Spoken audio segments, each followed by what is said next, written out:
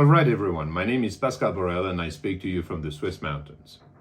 Today is just a small video for the fun, because previously I told you that Switzerland, from an example of direct democracy, respected throughout the world, became the worst cash machine ever created by mankind.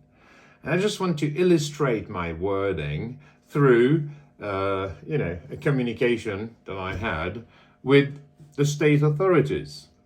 And just to indicate that it's not only for the banks to have a remorseless appetite for profit. It is not only for the banks and a few other corporations to have as a company culture profit, financial interests, and financial interests. No. Just want to demonstrate how the Swiss state has turned from servicing the citizens into a cash machine itself. I live in a very small apartment, which is more designed for people coming in the Swiss mountains for holidays, and it's also being used by hotel professionals in order to give their staff accommodation. So it's very humble, it is small, it's just next to the forest. I actually quite like it because I see deers through my window, sometimes staring at me writing my books in the sitting room or working in the sitting room just here. The other day, I see this skier, zooming through the forest on my terrace, going behind me. And I must say, I love that kind of things. It's, for me, being next to Mother Nature is the essence of life. And I see those two police officers coming on the terrace and bringing me a bill, an unpaid bill, for 800 Swiss francs. So I look at it and say, strange, I haven't received any bills. Why are they chasing me for 800 francs? So I open the thing and I see, in fact, it's a bill for 350 Swiss francs, dollar, euro equivalent, all currencies being at parity or almost nowadays. And 350, why are they sending me something for 800? So I look at the details, and basically they're charging me 450 Swiss francs for the administrative process of finding me. Why? Because, as I said, I live in this small apartment, which is mostly designed for holiday, purposes. And therefore it has no letterbox with my name on it. The building is just not designed that way. So I've organized myself with the post office so that they keep my mail, and every other week I go there and collect it. Sometimes I'm a bit early, sometimes I'm a bit late. That's clear because I'm quite busy. Anyway, so I immediately call the people and say, okay, you've sent me a 350 Swiss franc tax bill for my plates. Basically, it is for I pay my insurances, I pay whatever. And of course, there are no small profit in Switzerland. And they send me a tax for just having the plates on my car. Exchangeable plates for both my cars and so forth, which ain't mine, by the way. I've sold them. Anyway.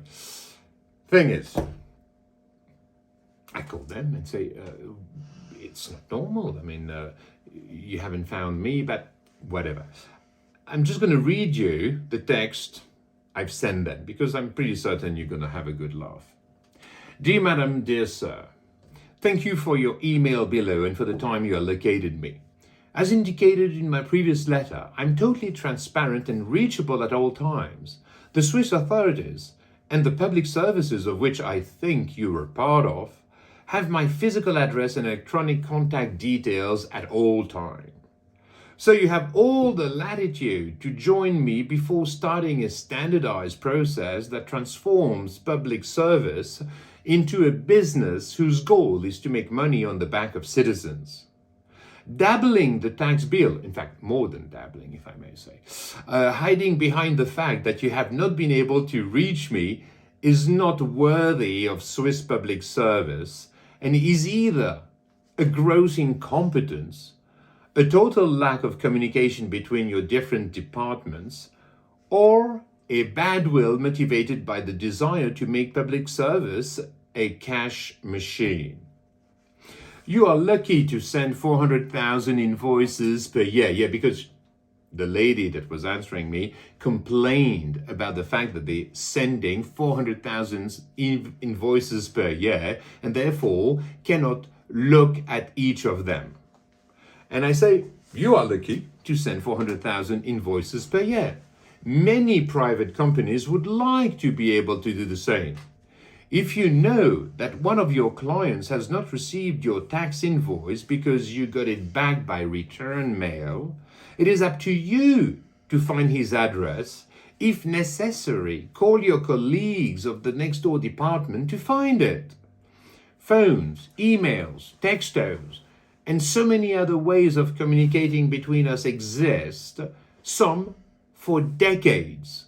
I can't believe that our Swiss administration does not have the ability to use these platforms to communicate.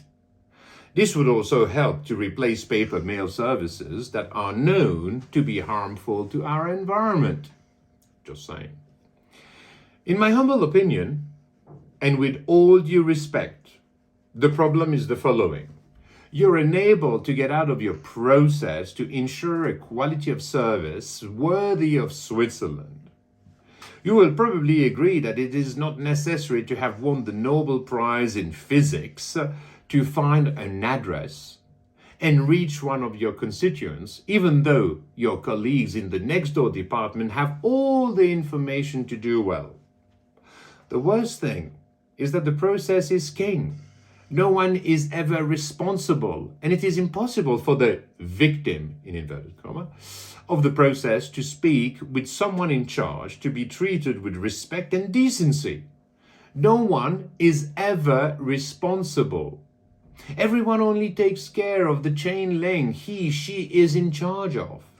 As a citizen, victim of this process, I therefore have no chance of escaping it.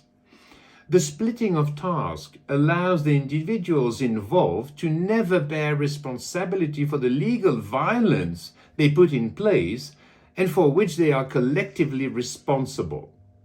The individuals involved, you in this case, do not realize that they are the instruments of a citizen ransom machine, and they fall asleep in the evening with a clear conscience because they have only done their task that, taken individually, represent nothing. This mechanism is very effective. It is used especially in war times to allow individuals to perform their task, as awful they may be, while keeping good conscience. During the Holocaust organized by the Nazi against the Jewish population, no one was ever responsible. One only drove the train bringing the deputies to Auschwitz or other concentration camps. Other only cooked for the prisoners. The next only kept the prison enclosure. The last only moved the prisoner's victim from one hut to another, etc. It is likely that all individuals involved in this process realize the monstrosity of the result produced by the addition of their small individual actions. Despite this, they kept a good conscience because they justified themselves behind their hierarchy. They followed orders. They followed the process, legitimized because they came from the state, from their government. In addition, each action taken in isolation was relatively harmless. It is the sum of all these end-to-end actions that is monstrous and has killed 6 million people. Of course, no one is responsible. They didn't know. They didn't think. It was the orders. It's the sacrosanct process. A state like Switzerland has updated the same psychological mechanism not to kill Jews, but to seize all the potential sources of income within its reach. You are the active actors, probably inspired of yourself, but it is just about time to wake up, to realize that you and I are the victims manipulated by a system that forces us to divide ourselves rather than collaborate in harmony. It is unworthy of the public service. It is unworthy of Switzerland. I am very sad to write these lines because I love my country. I love and respect our administrative structures. I love and respect the laws that guarantee and give us our freedom and our democracy. Switzerland was until a few years ago an example of direct democracy, and we have now become the most efficient cash machine ever created by mankind. I'm the victim of the system of which you are the grantors. It is an injustice and a blackmail. But out of compliance with the law, I will drop off my plates at the post office tomorrow morning, and by your fault, I will no longer have means of transport. Thank you for your services. Sincerely, Pascal T. Borel. Well, it's just a kind of joke, really, but it's to illustrate to you how true my previous video is. And I will give you many of those examples. And this is the reason why I'll come in the weeks to come with a specific project for you and I and my kids and everyone on this earth to restructure the constitutions that today are made of 300, 400 pages and should really be drawn down to 12 pages at the most, containing the values that human beings have chosen to respect and adhere with in order to exchange knowledge, goods and services with one another in harmony.